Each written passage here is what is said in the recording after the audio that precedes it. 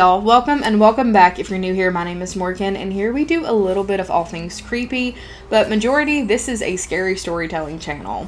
So with that being said, I read a lot of stories that you guys send in to me, so please send me in your stories. You can send them to this email address right here, and I will also link that below along with social media, podcast, all that stuff. So without further ado, let's get into these stories. I recently just followed you, love the content by the way, and I thought I should share some of my stories. I found out through the years that I'm very in tune to the feelings of entities or energies around me. That has led me to experiencing a lot of spooky and unexplainable things. The first story, the man with the top hat.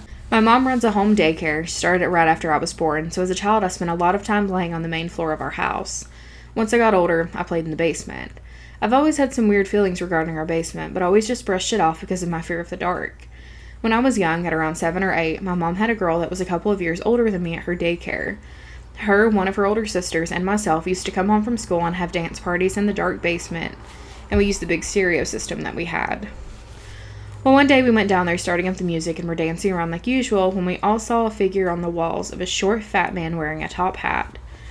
We moved all of the bins of toys and furniture around to try and get rid of the shadow, but nothing worked. Every time we turned the lights on, it would disappear. It stayed for about a week and we never saw it again. It was only a couple of years ago when I was chatting with my sister about it that we realized it shouldn't have been a shadow. It was literally only on the wall with windows, so no light was being cast onto that wall.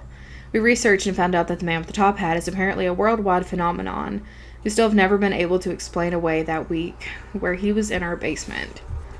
So it's weird because typically the Hat Man is seen just in like a sleep paralysis state, but I have personally seen him like fully coherent, wide awake, sitting up outside in the middle of the day. So it is possible.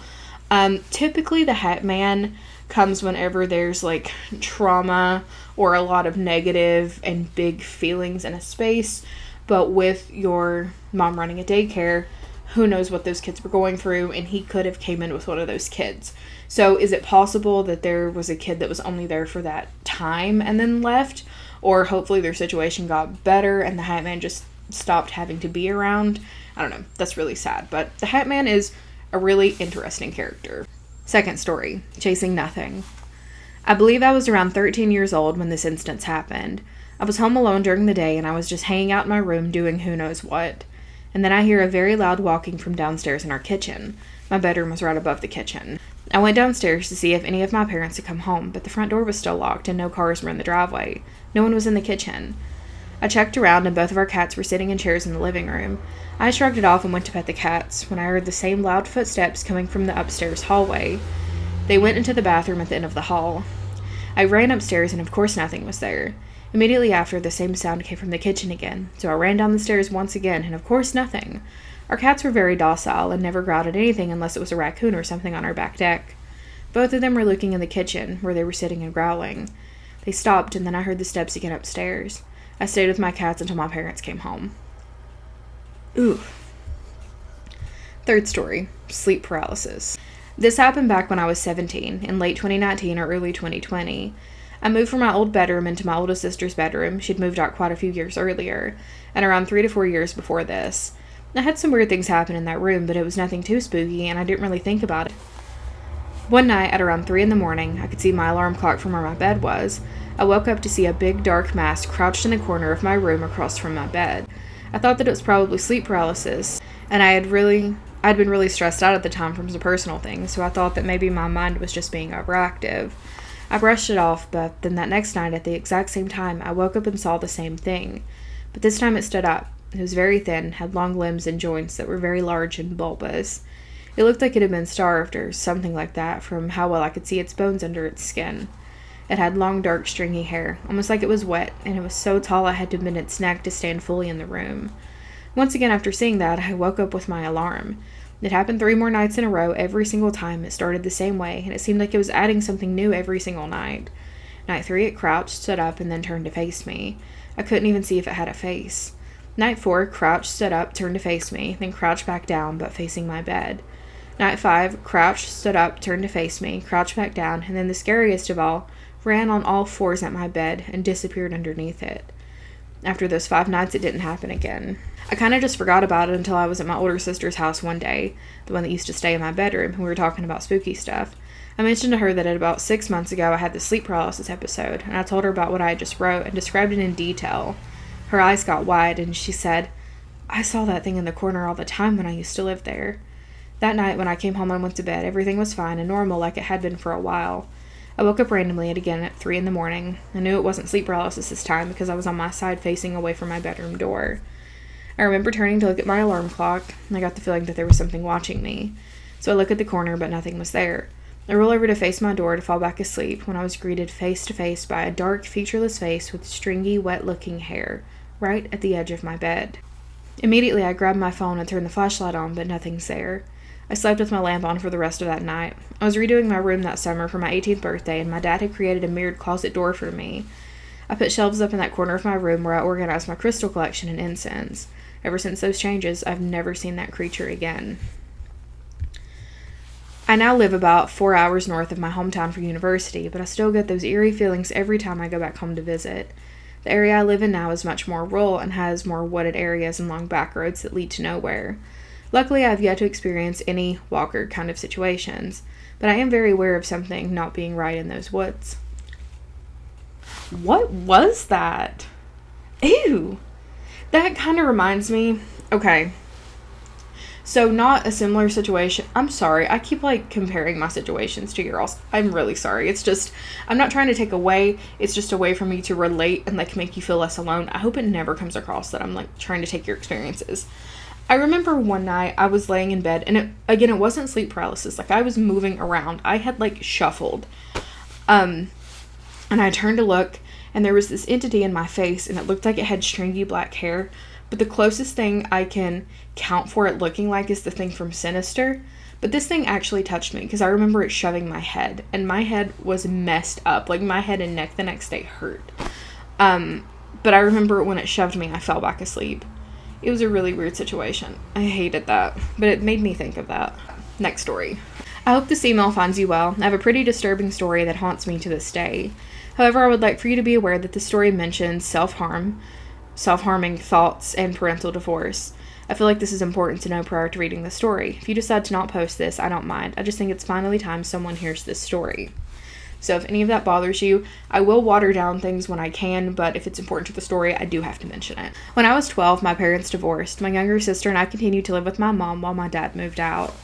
At this time, I was being severely bullied at school for my disability, something I couldn't even change about myself, and this led me to hurting myself and having those thoughts. The house we were in was on Nellis Air Force Base. It in general was just filled with negative energy, considering the state of our family at the time. I've always had paranormal experiences from the time that I was born until now. The activity in the house always got overlooked because of how much that was going on at the time. I had instances of a couple of push pins being thrown at me from across the room when I was home alone. There was a cross on my wall turning upside down on its own. I watched my closet door open and close with no one inside, and I heard scuttling inside of my closet at night.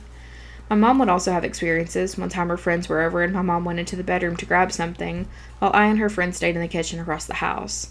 Well, we all saw my mom walk out of the back hallway and into the laundry room that was right next to the kitchen. However, a minute later, my mom comes out of the back hallway.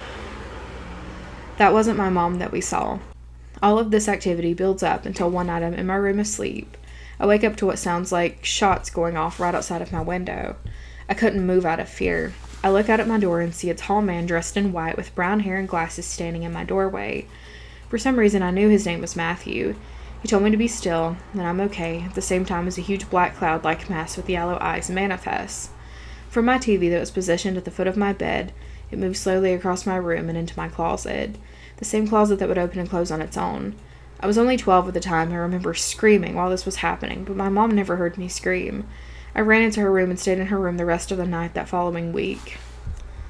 The activity in that house continued until we brought in a priest who told us that something made of pure evil was living in that house with us and feeding off of us, specifically me. The priest told us that the thing lived in my closet, so for me, the monster in my closet was real. We ended up getting rid of the entity and moved out of the house. I'm now 19 and have a better understanding of a few things. The figure in white, Matthew, had shown up all throughout my life. He seemed to be a protector. I've grown to trust him. My mental health has improved a lot since that event. We've also learned that I'm a medium. In my culture, people with my condition, albinism, are considered to be very powerful healers and mediums. We've come to learn that I'm a medium and that I will always attract entities because of my abilities. I've learned to manage my abilities and how to properly handle situations now. Sorry for the really long email. I have so many stories about my experiences and could give you so many different encounters. However, this is a story I've never told anyone outside of my mom and younger sister. I'd love to hear your thoughts on my story, and I hope you're having a wonderful day. Thank you for your time. Okay, so this specific entity, you might have said this in the story and I just forgot. Did it start showing up during or right after the divorce stuff, or maybe right before? Because it seems like something, because you did mention that the house was just overall negative. It sounds like something caught feeling of that negative energy and just launched in. I don't know why it chose you specifically, other than the fact that you are just a medium and you have abilities, but it sounds to me like the negativity from all that going on with your family got something else in there. Unfortunately, that does happen, but I'm glad you guys were able to get rid of it and everything was okay. That is absolutely horrific. That is so freaking scary. Jesus Christ. The line, so the monster in my closet was real for me, goodbye. I will have nightmares for the rest of my life over that. Okay, I think we have time to read one more story. My name's Michaela, and I'm a huge fan. You're such a real person on the internet, which you barely see anymore, and it's such a breath of fresh air. I came from your video where these sounds made her mother burst into tears. I also just wanted to say I hope you know it's okay to take time and space for yourself. Your real fans will understand. We love you. On to the story. Thank you so much. That was really nice. It's not really scary, for me at least. When I was 11, my grandfather, I lived with my grandparents, who was more like my dad, got diagnosed with ALS. I was 12 when he passed. That night while I was sleeping, he opened the door to my room. His favorite baseball team was the Cubs, so he was wearing a retro Cubs uniform. He didn't even own one. He tossed a ball up and down in his hand with the biggest grin on his face. I remember rolling over to face the door and thinking, what the heck? And I rolled back over and went to bed. That morning, I found him. Fast forward to the next few days. I woke up in the middle of the night to our little kitchen counter TV playing a Cubs game, nothing pre-recorded, in the middle of the night. Not a thing for new games to air in the middle of the night. I turned off the TV and went to bed. The next morning, my grandma asked me if I turned on the TV last night. I told her no, I didn't, but I woke up and it was on, so I turned it off, which was weird, because she also woke up to turn off the Cubs game in the middle of the night.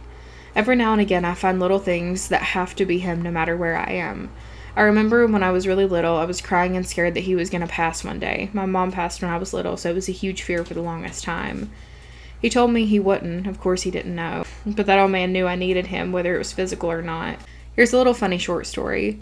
I went to the bathroom the other night in our new rental. We have a window in our bathroom that has nothing cover it. It's really just not necessary. You can't see with the position.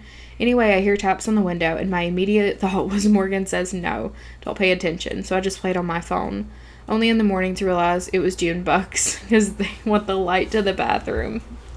I have a fear of June bugs that has never went away my entire life. I don't know if it's the way they look, or I don't like June bugs. Ugh. That's so sweet though, your grandfather was coming to check on you. That was a good story to end this on. But anyways, I hope you guys have such a fantastic day, and I will see you tomorrow. Bye.